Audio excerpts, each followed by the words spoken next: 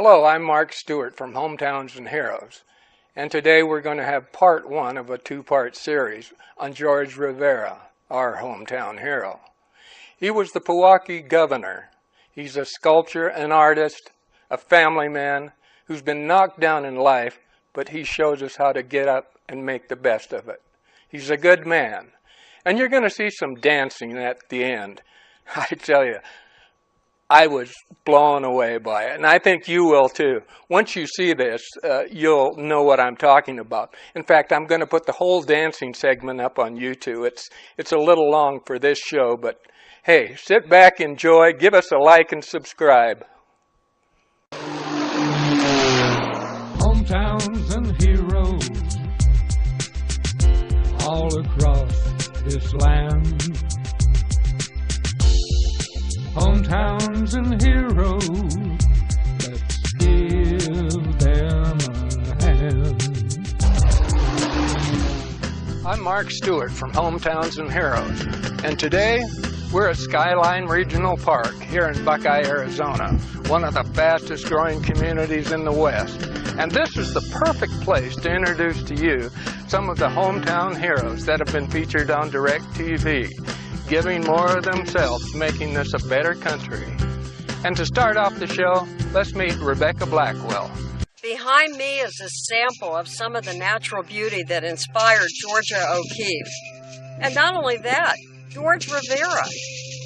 We meet Jorge Rivera at his studio in Pewaukee, Pueblo, just north of Santa Fe. This talented man became governor and leads his people to a better life. My name's Jorge Rivera, and I'm an artist, and I welcome you all to my gallery and studio here. I was born in Santa Fe, New Mexico. My dad was from Santa Fe. My mom is from Pewaukee, Pueblo. This is Pewaukee, Pueblo, where we're at now.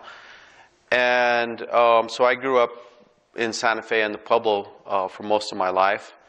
I did go to Santa Fe High School and took an art class there and got into ceramics and just fell in love with what I was doing and went to art school at the Institute of American Indian Arts in Santa Fe. Then I went to California College of Arts in Oakland, and then I went to Lacoste School of Art in the south of France. I studied ceramics and sculpture and drawing, painting, photography, design, and I traveled around Europe and lived there for off and on for 3 years, and that was a great experience that I was able to see all the artistic stuff in Western Europe. Traveled throughout the countries and seen museums, pretty much like a job. It was my job to go see all the museums and study all the different arts. And so I've done a lot of different work, abstract work, figurative work. I can do, like realistic stuff, and then I can do, or I like to do, abstract sculpture, and I like to use bright colors, like you see behind me. This is actually a new edition of paintings that I'm doing based off of my drawings that I did on an iPad. And when I draw on the iPad, I draw with color, so the drawings turn into paintings very quick on the iPad. But then actually painting them with oils it's quite a task to pull off the bright colors and try to get the luminosity that I'm so intrigued with when I'm drawing on the iPad. And so my work goes back and forth between some traditional dancers that I've done in bronze on a small scale and large scale. I have a buffalo dancer like this one here, 12 feet tall at the Smithsonian National Museum of American Indian. It's out in front of the museum. My work for most collectors is on a small scale, but for some public places like the Smithsonian Indian Museum, it's out in front of the building. I also have a 9-foot tall Leroy Petrie sculpture individual who was given the Medal of Honor by Barack Obama in 2011, and the family asked me to make a sculpture of him, and it was placed in front of City Hall there in front of Santa Fe. It was an honor to do something for the city of Santa Fe and for the family, the Petrie family, and I accepted the request of the family to sculpt Leroy, who received the Medal of Honor from President Barack Obama in 2011, and I donated all of my time to this because I felt like, well, I didn't serve in the military. He'd been through war and had served his country, so I felt like I needed to give back. And this is how I could give back, was to do the sculpture. And so it's unusual for people to shake somebody's hand. It's not really. And it's a robotic prosthetic hand, and so that kind of gets the story going. And the way I portrayed him here is he's welcoming everybody to the city, to City Hall here in Santa Fe. I'm Randy Randall, the tourism director for the city of Santa Fe, and art is a huge part of what we do here in Santa Fe. George is probably one of the greatest examples we've got of an artist who's from Santa Fe and grew up here. He's served his people well as a governor of his Pueblo, and he serves the city of Santa Fe by doing art such as what's right behind me. Very prolific artist, very good artist, and we're proud to have him as one of our hometown heroes. I also have large pieces here at the Buffalo Thunder Resort. It's nice to be around my artwork and it be part of my life. Coming from like my background here, it's like I grew up really poor and there wasn't really a lot of opportunity when I was growing up, but art seemed to take me where I wanted to go. And so when I went to Europe, I studied not just the individual paintings or sculptures that artists were doing, I was also looking at the environment that they were in. And I think that's what got me into wanting to do a museum and cultural center for the tribe, for Pewaukee. I looked at, you know, all the artists' life and how they transitioned from studying anatomy and then going on to do things further in the civic arena, and designing buildings and piazzas, and how the artists like pretty much were the ones that controlled the identity and the culture of the people. And so that's what intrigued me the most, is that how much the artists made their impression on the whole culture. The concept is because of being so close to Los Alamos, where the atomic bomb was created. We always grew up knowing that the atomic bomb was made just 10 miles away. In a real positive way, millions of people are attracted to what artists had done. And still today, it's what brings people. The man-made things that were done throughout Italy and France and Germany and everywhere else is what, you know, people gravitate towards, to see what mankind had done with their culture and how they represented their culture. I was like 23 years old, and I said, well, I got to go back to my home and start to give my people the identity. And you know, I'd kind of like it. The light bulb went on, and the idea was perfect timing. You know, there was a lot of poverty and addictions and issues that were hurting the people, and I was saying, well, I think art and culture are the way out of this. The whole experience in Europe changed my perception. I wasn't just making a painting to hang on. I was interested in how art can affect the whole culture and how it is such a draw. And being from Santa Fe, you know, we're one of the biggest art markets in the country, in the world, really.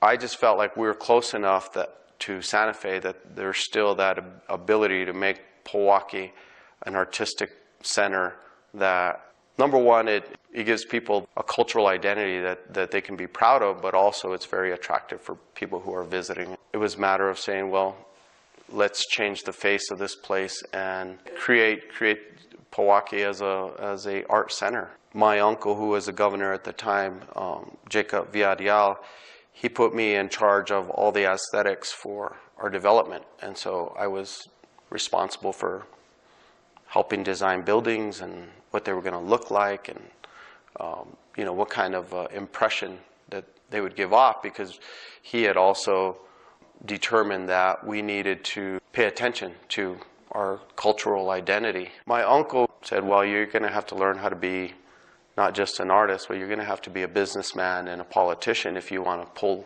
pull off doing this cultural center. A cultural center became the model for all the rest of the development. And so when you look at Buffalo Thunder and you look back at the cultural center, you can see that the cultural center had an impact on everything around it, and especially Buffalo Thunder. So we took the architects through the museum and talked about all the important touch points, and adobe walls and vigas and latias and mud plaster. And so Pueblo architectural concepts were put into a modern facility, 300,000 square foot of building. It changed the whole face of Pewaukee. Buffalo Thunder is an icon out on the landscape. You can see it from when I'm hiking at the top of the mountains, I can see Buffalo Thunder. When I'm flying in airplanes, I can see Buffalo Thunder.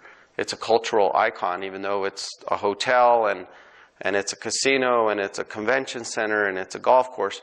It came from the heart of the Pueblo people's architectural concepts.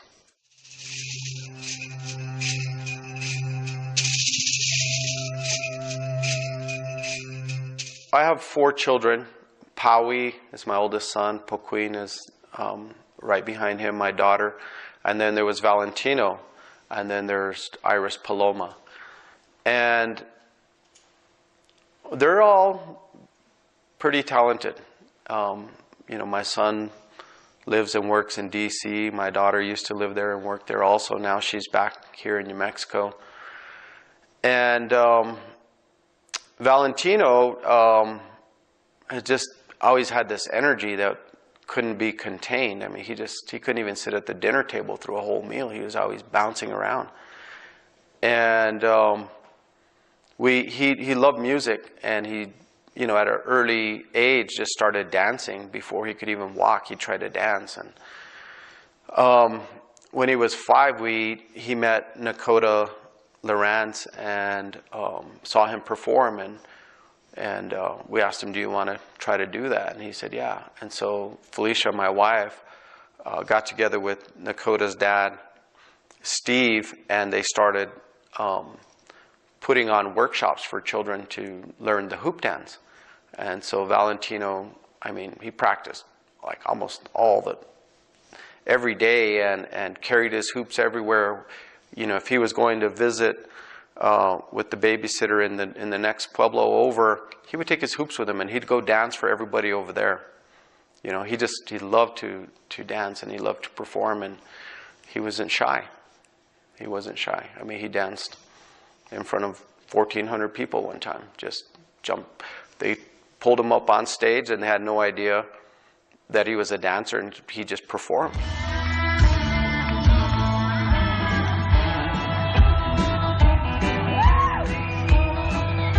Tonight, when I go home, I'm going to try to do that.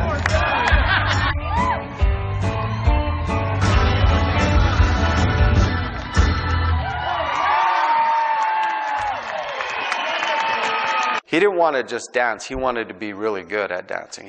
He loved perfecting new moves and trying things, and he was always trying to get to the next level, and he wanted to dance like Nakota.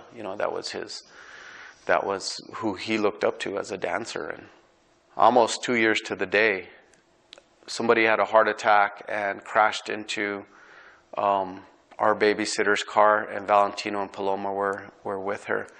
And the gentleman that had the heart attack died there on the road, but Paloma was injured a little bit, but Valentino was asleep, and so his neck got broken, and he had a traumatic brain injury.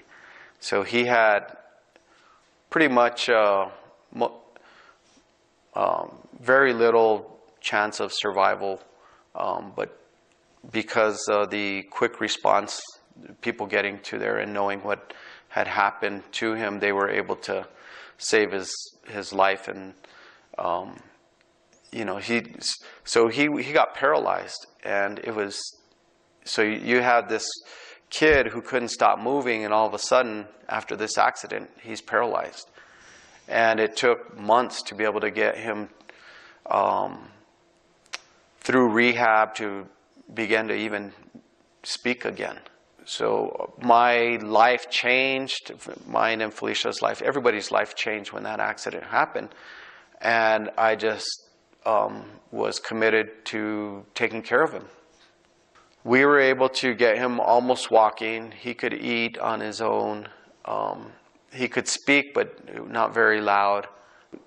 Poor kid had 21 surgeries in 14 months. I think that his story of how he survived and how he came back through rehab and had never ever gave up the struggle, and you know, he just said, I'm going to get better. I'm going to keep. I want to walk again. I want to run. I want to dance again, and he just never ever gave up. And so, as far as his spiritual effort, you know, is unstoppable. Unfortunately, the physical part, you know, in the last week, it was hard talking about it, but you know, he said, my body can't keep up with my brain, Dad, and I don't want it. I don't want any more surgeries.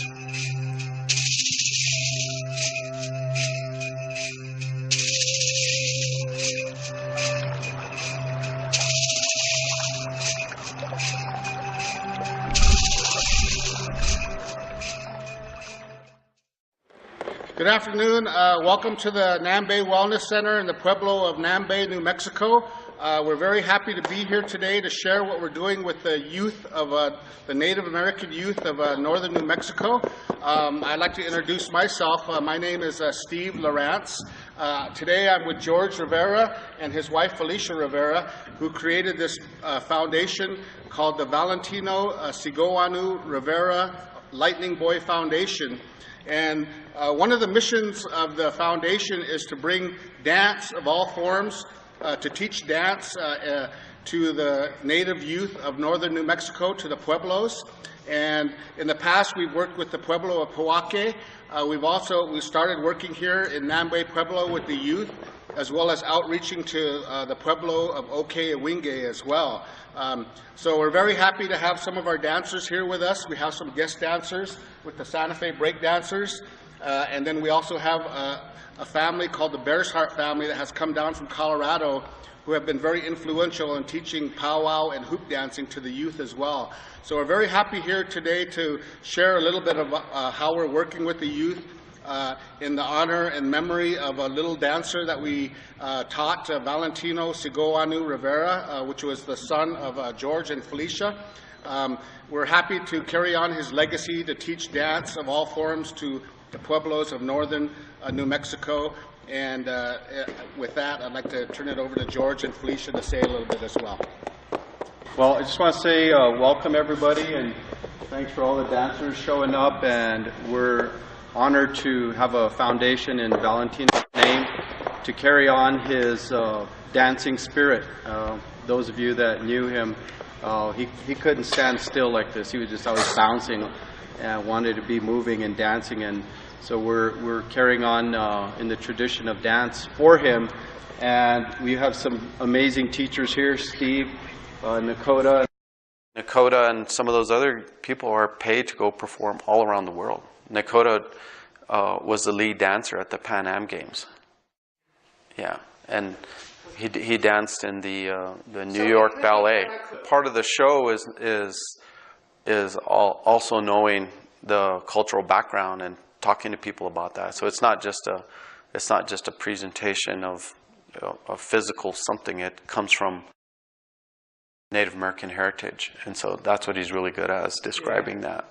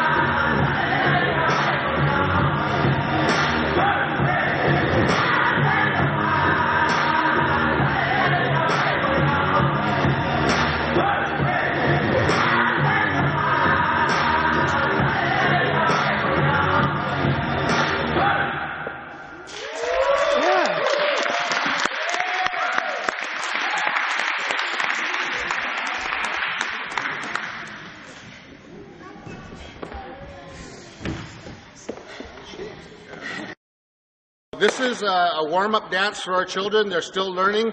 We have some advanced students interspersed with our beginning students. So as you watch the performance today, these are both beginning students and advanced students performing the hoop dance. Originally, the hoop dance in the traditional way was a healing ceremony. So if you're out of balance physically, spiritually, or mentally, it was one of the many ceremonies that the medicine man would perform to bring you back to balance and harmony. But in today's contemporary hoop dance, the children dance and they weave their hoops into many different designs found in nature. So look for these designs. Look for the eagle. Look for the butterfly. Look for a design called the ladder of life, which represents our journey here on earth as an infant, as a child, as a young person, as an adult, and as an elder. This ladder of life represents our journey here on earth. Look for other designs. Look for the flower that represents all the plants and the grasses and the trees of the world. Look for the butterfly, which also represents all the insects of the world as well. And look for all the other animals that are represented in the designs that the dancers weave their hoops into. We want to teach all aspects of dancing, as I mentioned, ballet, modern dance, hip-hop, break dancing, and powwow dancing, and hoop dancing can all be intertwined together to come up with some really great and cool things.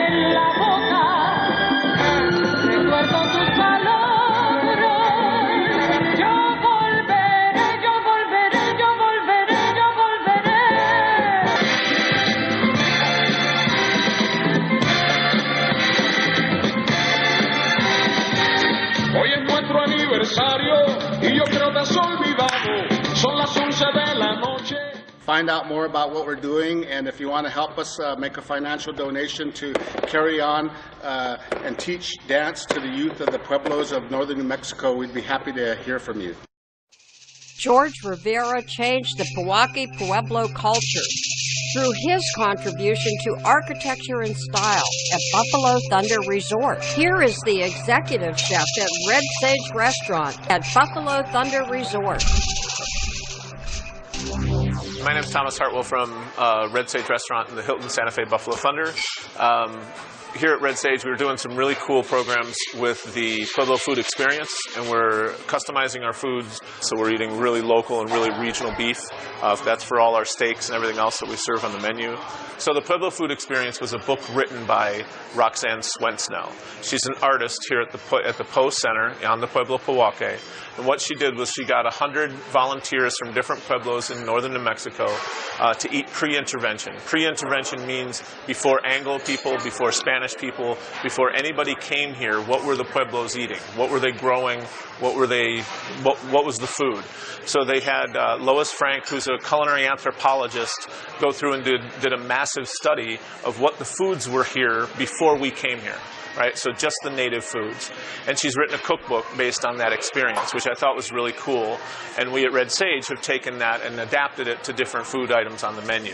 So our quail with the blue corn pancake and the vegetables and the apple cider vinaigrette is all pre-intervention. All those foods were here before white guy came, before the Spanish came, before anybody else interfered with Pueblo life. All those foods were here already. We just put them together in a modern culinary way at Red Sage.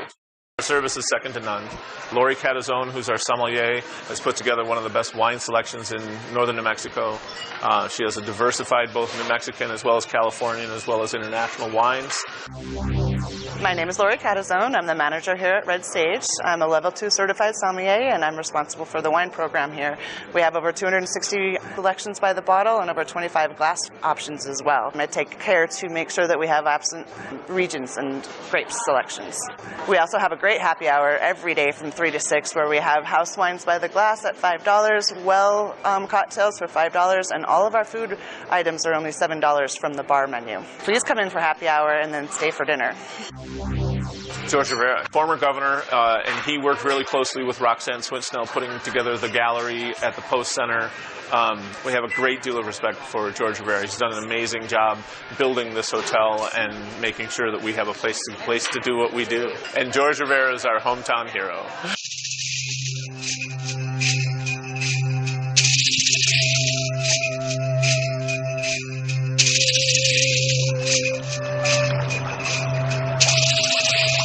You know, we have a lot of YouTube channels, TV channels. One of them is Hotel Video Showcase. So whenever we see a hotel that we want you to know about, you can find it there. There's also Golfing Country TV. It's called Golfing Country TV on YouTube. Great place to go to see the latest in golf courses or ones that we visited through the years. And of course, for our Hometowns and Heroes TV show, we have on YouTube Hometowns and Heroes. So please go to that.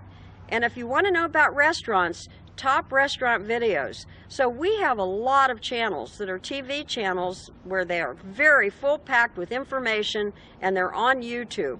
Take a look. Well, thank you for being with us on Hometowns and Heroes. I hope you enjoyed the show just as much as we enjoyed putting it together for you. And if you have a hero in your hometown, please let us know about him or them, and we'll see what we can do. Until then, let's make this world a better place.